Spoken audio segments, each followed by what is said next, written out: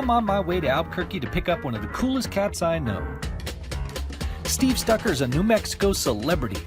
Many people know Steve as a super fun weatherman on KOB4. Because of his work there, he continues to be voted favorite TV personality in New Mexico. To be honest, I've never seen him on there. I'm always still in bed. Others know Steve as a champion for homeless pets and homeless children, always willing to speak up and stand up for them. People outside the state know Steve as the face of the International Balloon Fiesta. Steve's known for lots of things around the state, like his annual Rally in the Valley motorcycle rally in Red River, New Mexico, where he hops on his Harley along with hordes of other riders to help raise money for his nonprofit. Steve is a forecaster, a pastor, an inspirational speaker, a Harley rider, a loving husband and father, an animal lover, and on and on. I enjoy him as just an incredibly pleasant person to be around. Besides all this, Steve is the founder of Beds4Kidz, a nonprofit that helps kids and their families get beds to sleep in. Yeah, Steve's an incredibly busy guy, so I'm going to pick him up at his church office and take him for a ride to give him some coffee and a break. He probably needs it. Want to see how it goes? Come along for the ride in Kin's Think Tank. Kin's Think Tank is made possible by the following sponsors. 505 Motorsports in Farmington is awesome. They sell vehicles of all makes and models, as well as four-wheelers, motorcycles, boats, RVs, and more. They even offer in-house financing and co-signment.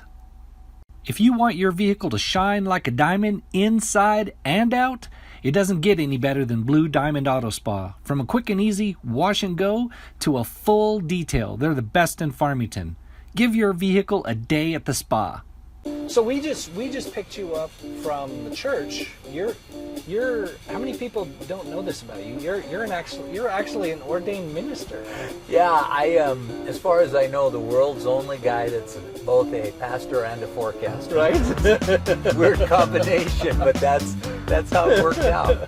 That's awesome. So how long have you been a chaplain? Well, I was ordained as a chaplain about 9 years ago, and shortly after that, came to recognize that I was being called to become a pastor. So I went through several years of training, and have been ordained as a pastor for about 7 years now, and I'm with New Covenant Church here in Albuquerque. Okay. And so most people, of course, know you from doing the weather with Channel 4, with KOB. And you've been doing that longer than anybody's ever done that, for New Mexico at least, right? Well, as far as the morning show, yeah. 29 years, almost 29 years. I think it's 28 and a half about. I believe that Howard Morgan had a longer weather career than me altogether, working the evening show across town at Channel 7. But yeah, there's not many of us dumb enough to stick around this long. I've been blessed, and I hope they'll let me stay for a while longer. I don't see why not. I mean, you're kind of liked there, right? I hope so. I mean, sorta. People kind of like you. Well, relatively. In this day and age, there's a lot of people that can be pretty picky, pretty precise about what they don't like, and when you try to base your career on being humorous, but you're not actually a comedian, you can lose your job and your career with one fatal mistake of the tongue, you know. So you just never know. But Channel 4 has been really good to me. I enjoy it. I tell them I bleed KOB4, and hope that I'll be able to stay there for the rest of my career. Right. Well, I mean, you keep getting voted like favorite TV personality in New Mexico over and over, so you must not be rubbing too many people the wrong way. Well, this community has been so good to me, and when I say community, I mean the whole state. Yeah. Especially the people in the Four Corners where you're from. Right. But it kind of cracks me up that they like me, because there's a lot of times I don't like me. But it's really nice, and I feel a debt, an obligation to the people in New Mexico to do my best and to try and contribute to the fabric of our community here. Right. Well, you're doing that, man. You know, I just had a meeting with a guy from Florida last night, and I was letting him know that, today, I had to go drive down to Albuquerque and film you, and I was saying Steve Stucker, he's the weather guy for KOB, and he said, I know who he is, and he lives in Florida. He said, I know who he is. He's the guy that does the balloon fiesta. I said, yeah. you got it. That's the guy. Balloon Fiesta's turned into quite the deal for me. Yeah. And that is, actually, that's, by the time this airs, it'll be over, I think. It's always the first full weekend in October, right. nine days straight. The toughest 9 days of my year, the most fun. Yeah. But I'm totally exhausted. I tell my wife every day I come home feeling like I've been through a full tackle football game every day. You know, it's not any different in the hours that I work, but the intensity is a lot tougher because the level of activity. I'm out there with the audience live, so there's really no downtime at all. Right. There's just constant movement, constant greeting people, and taking pictures, and setting up shots and interviews, and it's a blast. But I really feel it. Yeah, I feel it. But fun. I really have a blast out there. Well, that thing, the balloon fiesta, I mean, it's got some kind of worldwide notoriety. Oh yeah, it's Albuquerque's trademark. I mean, it's like the Indy 500 is for Indianapolis. I mean, it's just something that people from all over the world associate with our area, and I just think that's so cool. I'm so proud of it because it's just grown into such a beautiful event. It's well planned, well managed. I'm constantly amazed at the class of people that come, and by that I don't mean a status of how much money they make, but just that people come out from all walks of life, from all over the country, from all over the world, and everybody is just in a family mood, and in a mindset that they just want to have fun and be a fan, and able to act like little kids and just kind of let themselves go and get excited when they see new balloons or their favorites. And it is just an event that is like nothing else I've ever seen. I love being the weatherman here. I grew up in the Midwest, and when I go back, which is not too often because this is home. I've lived here much longer than I lived up there, even though I grew up there. So to me, this is my hometown. But when I go up to the Midwest and I'll run into old friends from high school, they'll say, "Oh, weatherman in the desert. Now there's a tough job." And I'm like, you'd be surprised because, you mentioned Roswell and Farmington and the Four Corners and the high mountains. I mean, we can have a lot to talk about and stay pretty active and have some crazy diversity in the weather department all in the same day. But I don't need tropical storms and tornadoes and massive floods to keep me happy as a weather guy. I'm perfectly fine with what we've got. I love summer days, sunny and 92 with 10% humidity. Yeah, you can't beat it. And I get away with spending the afternoon floating in the pool and writing that off as research. So just studying the cloud formations, and not a lot of people can say that. No, I don't know anybody that can float in the pool and write it off as research. Can't beat it. You're involved with a bunch of organizations. I know you help out with animal stuff as much as possible.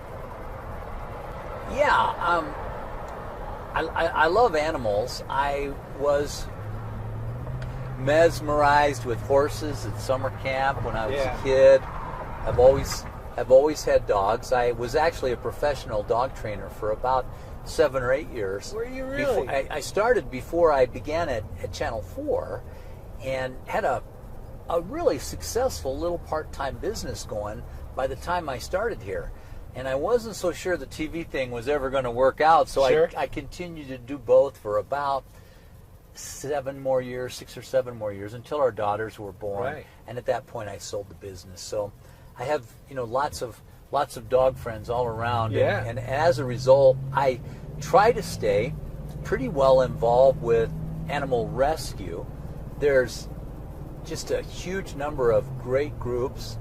We were able to go up to Farmington years Right. ago and help them with a big fundraiser when they were getting ready to build the Right. shelter they have now. I think we had 700 people come out for Yeah. pancake breakfast that Yeah, day. 'cause I was working on that. I was Were you raising part of the funds. crew? Yeah, I was part of it. Well, so- that was a great event, and we Yeah. we adopted a dog up there. We still have him, Rez, the red-headed That's right. weather dog. Named him because they were pretty sure he came off the Rez. Yeah. He's a sweetheart, our red-haired golden retriever, and we work with basically any animal rescue group that needs publicity, has a special event going on. There's some that we feature every week on Channel 4, just trying to promote the idea of people adopting animals as opposed to going out and spending $500 to $5,000 on Right. on some hybrid thing that Yeah. may be a very fine animal, but there's thousands of really beautiful dogs and cats Right. that need homes here in New Mexico, and so we try to help out with that. Honestly, I get way too much credit for the little work that I do in that Sure. field, because all I'm really doing is telling our viewers Right. about the work and the good things that they're doing. Right. But through that, I've built a reputation as as being a good guy for the animals, and that's okay for me. Whatever it takes Yeah.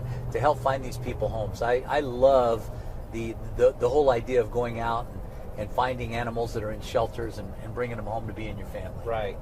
And we're down to just 3 dogs at the Stucker household. Didn't Yeah. think that would ever happen. We had 6 when we got married, and I was training dogs at the time, so we'd have 6 to 8 visitors every weekend. Yeah. Because my dog training clients would say, "Oh, we're leaving town and we don't want to take him to the kennel. Could we have you puppy set while we're gone?" So Yeah. we'd go out on the West Mesa and take 12, 14 dogs out at a time for an afternoon jog. So Wow. with only 3 at the house, and one of them barely weighs 4 pounds, so it's barely like having any dogs at all at home Yeah. these days. Wow. Yeah, when you've got a whole pack of them running around and now you're down to 3, that's a big difference. My wife says no more. Oh, it's hard. It's It hard is not hard. to come home with It is. pups. I love them. I think I get along better with dogs than I do people. I really Well, do. that's because there's good reason for that. Yeah. Because dogs are better people than people. They are. They're always happy to see you. Yeah. Okay. They don't hold a grudge. Right. You can lose your temper with them and they'll forgive you Right. as soon as you want them to. They're great listeners. Yeah. And they never ask you to buy them things. No. So other than occasionally giving you that look at the table, like, aren't you going to give me some of that? And shedding a little bit, the occasional Sure. accident or mess. Sure. They're better people than we people are. Yeah, That's the whole they deal. are. They are. So your latest thing then is Beds4Kidz. Yes, and That one's got you hopping. I just helped you carry some stuff for that one. yeah, you got to be careful. I'll put you to work, or talk your ear off about it Yeah. for an hour at a time. So what is Beds4Kidz? Well, it's a certified nonprofit. We're registered with the IRS, and we give free beds to families that need them. Right. We really focus on children. We are a faith-based organization, but we'll give beds to anybody that needs them. Right. And we really try to take care of the kids first, but if you're giving 4 or 5 little kids in a family beds, you need to make sure mom and dad have Sure. one too, so they can Sure. sleep well. And I have been stunned at how many thousands of people in New Mexico are sleeping on the floor or on the couch or on beds that are completely substandard. I mean, Right. something that is probably more harmful than helpful for them Sure. to sleep on. Yeah. it came out of the blue. I wish I could tell you I had this great idea. Yeah. But it really wasn't me. To me, it was totally God. I got a private message on Facebook from a lady that asked me if I could help her. She said, my niece is 12. She has spina bifida very severely, and her back is so bad she can't get up and down into a regular bed. Oh, wow. She's been sleeping on the couch for over 2 years, and it's literally killing her. Can you get her a hospital bed? Wow. Well, I'm sitting there at my computer. I'll tell you what a nice guy I am. Without even thinking about it, it just burst out of my mouth. Well, no, a hospital bed? Who do you think I am, lady? Jeez. Right. And I threw my hands up in the air, and I got up and I just walked away, upset and frustrated that some total stranger would ask me such a dumb question. You know, I was like, right. I had no clue. And like an hour later, it's like God just kind of tapped me on the shoulder. You want to turn here? God just tapped me on the shoulder and said, you could ask. You know that thing where I say ask? Right. And you will receive? Right. So I went online on Facebook. I had a pretty good following. And I said, I know this sounds weird, but does anybody have a hospital bed that you don't need that you'd be willing to donate? Yeah. And within 30 minutes, I had a response. And that, and the way it turned out and the things that have happened since then, I call it God connecting the dots between people I didn't know or people Right. I did know but didn't know they had this or that, Right. has been so amazing, and it continues to just tickle me to death to this day, 4 years later. What happened that day was a lady I knew had a hospital bed in her mom's home. Her father had been in the bed for like the last 4 or 5 years of his Okay. life. He'd passed away about 3-4 years previously. Yeah. And my friend Angela had been trying to convince her mom to find a home for that bed, but Yeah. mom wouldn't let it go because it had sentimental value. It reminded her Right. of her husband. Right. But when she heard a little girl needed it, boom, it was Yeah. ours. Yeah. That was enough to. Yeah. and you know, the connection was that I not only knew Angela, she was the secretary of the board of directors for the nonprofit that I had founded for totally different reasons. Right.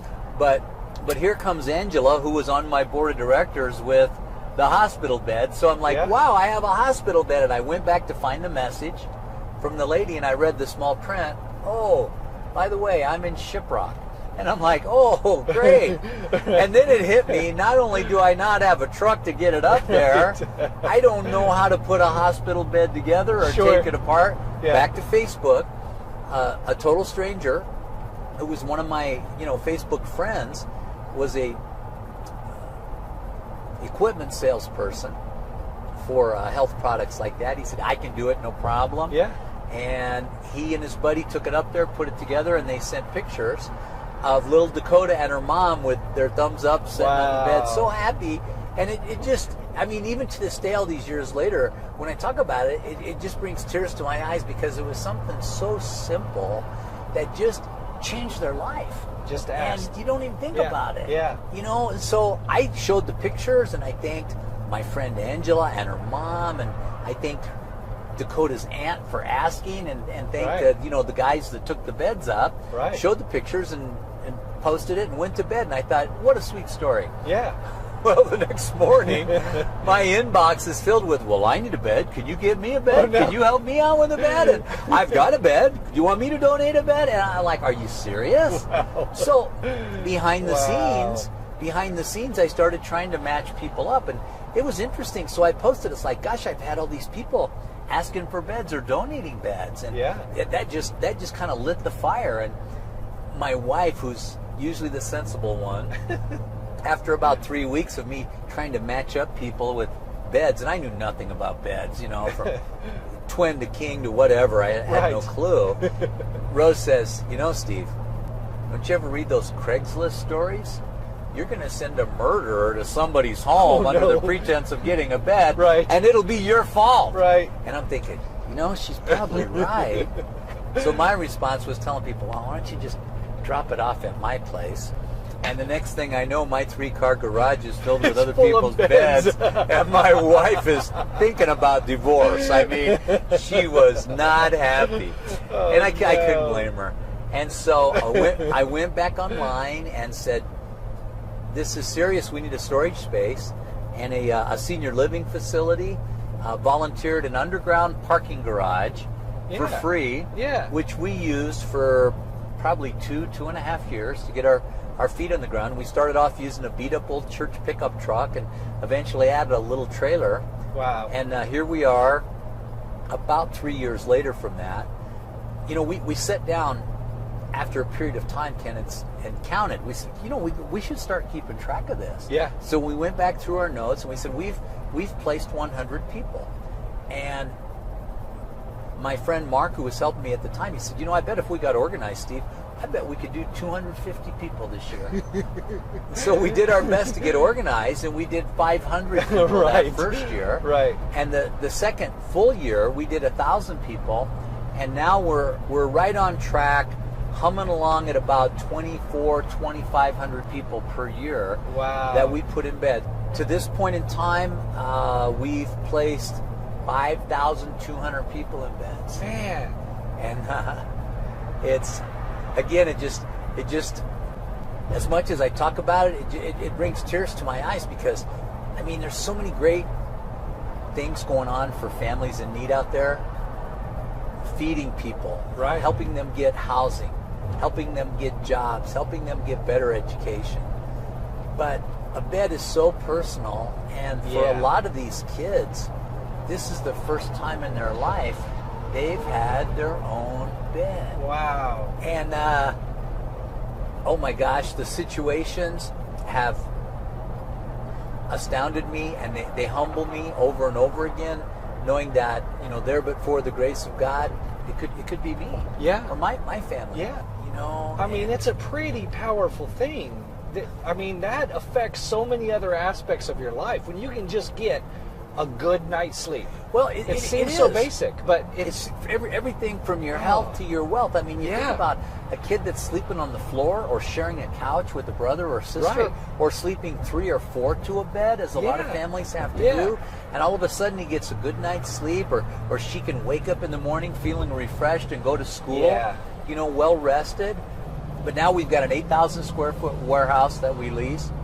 We've got a box truck and a website and what I think is the world's most amazing team of volunteers. I tell you, we have 2 part-time employees, and they're really, you know, working like slave labor. Like full-time employees. Well, yeah, they do, beyond full-time, you know, but they just, we just do it with volunteers and the goodness of people who will donate their beds and who will donate their money. You know, Ken, you mentioned my involvement with charitable groups. I don't know, I've probably done hundreds of fundraising events in my 30 years here, 35 years in New Mexico, because I did radio before I got into TV. But doing it for my own organization is a lot tougher. It's, you know, it's just like my heart is in this so much. It wasn't my idea, but it is my heart. You know, that it's not something that I think most people will have thought of, or at least not me. I didn't think of it either. I've always had a bed my entire life, from a baby to now. I had a pretty junky one when I was a college kid. You know, I bought one at a garage sale from an elderly man that had passed away, and you know, it was ancient, but it was a comfortable bed. Sure, when you're first starting off as an adult. You know, you get them from sketchy places and friends and family and things like that. And as children, I mean, I had a wonderful family. My parents would be insulted if I said we were poor, because we always had food, we always had a place to live, we always had, you know, clothes to wear. But you know, we drove a blue car with a red door for 3 years, and it was like, where are you going for vacation? It was usually like, well, it depends where we break down, you know, on our camping trip. But it was a wonderful life. But we always had beds. And so to think that we've gotten to that situation with so much of our community, and you know, the scary thing is that with over 5,000 people placed, Yeah. I don't know how many are on our waiting list. I'm honestly afraid to try and go count. Right. Plus, it changes every day. Right. I mean, there are days when we'll get 12 to 15 families applying for beds in one day. Wow. And, you know, as hard as we work, as great as our volunteers and our donors are, we can only give them what we have. Sure. And it's such a work-intensive kind of a thing. You have to go pick up the bed. You have to check it and inspect it and make sure that it's clean and working. And then you've got to get it out. And a lot of people, when they request beds, they're not quite sure what they want or what they have room for. Right. And they're kind of like I was, not really knowing that much about beds. So I think it's a great thing. Like I said, it's not something I think a lot of people would have even thought of. You know, you think of the food drives and the clothing drives and the coats during the winter, and you think of all those things, but a bed, it's just something I think a lot of people just take for granted. Well, which is strange. You don't take food or clothing for granted, but a bed. You know what I have found, and I understand it, but it surprises me. I think there's a little bit of a shame or embarrassment factor. It's like we live in a society where people just expect that you're going to have a bed to sleep on. Sure, yeah. And when you don't, a lot of people are pretty shy about it. We try to be very non-obtrusive into their lives. I guess it is understandable. You know, I'm just rethinking my own thing where we think about food and clothes and things, and those are easy things to donate. They're not very expensive at all. For many people, they're not expensive. But a bed, that's an investment right there. That's the thing. I mean, you know, you can go get a few groceries for $50, $60 and get by for a while. Right. But a bed, and that takes some cash there. Well, it does, and especially to get something that's decent. Right.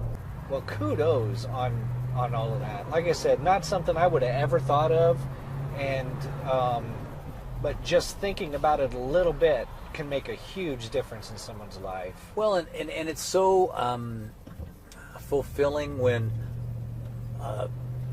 a hardworking, very caring social worker from CYFD can email us and tell us about this special family that they're working with, or when a family that has, through bad choices, lost their children, but in turning their life around and working hard to get the kids back, the bed is the last piece of the puzzle that they need. It's like, oh, come on, let's go find a bed for these guys, you know, or let's go find all the beds that they need. Right. It's just sweet. It's just so great. We've also been able to help quite a few of the elderly, people with disabilities. It's just been so beautiful. And you know, I should mention, as we got close to the 5,000th person, I told Lee, our operations manager, hey, you know, we get to pick who number 5,000 is, and we should be kind of watching here. Sure. And it was so perfect because right as we came up, you know, like within 5 or 6 of trying to find that one special person, I mean, we were handing out beds left and right. Right. But it's like, who are we going to designate? Here comes a 13-year-old girl with spina bifida, just like the very first one. Yeah. And she was so sweet and so excited. We were able to go over and meet her in person and get video of her, you know, trying out her bed with her braces. Also able to get her brother a bed, and it was just kind of like bringing it full circle. And now we're off in pursuit of our next 5,000. Are you just? Is this like a competition? Are you trying to collect all of the cool points? You're just trying to get all the. There's like as many cool points as I can get. I couldn't be cool if I tried. You know, I always remember the time. You know, Rose was out of town, and I went to this charity event that was outdoors, and you know, like people under tents with live music and everything. And look at this, man, there's a parking spot right in front. I'm on my bike. How cool is that? So I take my bike and park it, and I go in and I have fun, Mr. Cool, and I'm leaving. Left my lights on, the bike was dead, and I couldn't even get it jump started with thousands of people walking by. So I gave up trying to be cool a long time ago. Oh, no. No, it's just, you know, I'm really busy. I'm too busy. I'd like to relax, but, you know, I really feel that God has put some things in my path Sure. for His reason, and I try not to question why, and I know the importance of resting, but I'll sleep when I'm dead. I'll have time to do it then. Sure. I imagine, and I stay really busy. I love doing weddings and even funerals. Just any chance that when I'm able to speak into somebody's life, because God has been so good to me, so much more than I deserve. I was just a crazy soul for a long time, and I'm lucky to have survived. And well, maybe that's why. well, there's a lot of things that I did earlier in my life that I'm embarrassed about, that I'm ashamed about, but I have seen God take those and use them in a positive way, because it's allowed me to relate to some people that are going through hard times themselves. Right. And to not judge them, and to know that there's hope for them, just like there's hope for me. I'm a mess. Ask my wife and my 3 daughters that still live at home. Far from perfect, but just that's the secret. We're too blessed all to be stressed. We're all a mess. We just all are, and so all of that mess makes you who you are. So just embrace and move forward. I'm just trying to be like my dogs, Right. Absolutely. We could all aspire to be like our dogs. Yes. I want to be the person my dog thinks I am. Right. Quote from you. So looking at your dog instead. Looking at your dog, you make me want to be a better man. That was fun. Enjoyed it, but I'm out of coffee, so I gotta go. I know. Gotta go back in. No more coffee. Sorry to talk so much. Oh. You get me going about Beds4Kidz, and it's your fault. Good luck. Take a breath, you lose your turn. That's exactly right. Yeah. Thank you so much for taking us right in. And more than that, thanks for just being you and doing what you do for this community, which you says is the state, for doing all the things you do around the state. God really does get all the credit. With all sincerity, I say, use anybody. I don't want to be encouraged with that. But thank you.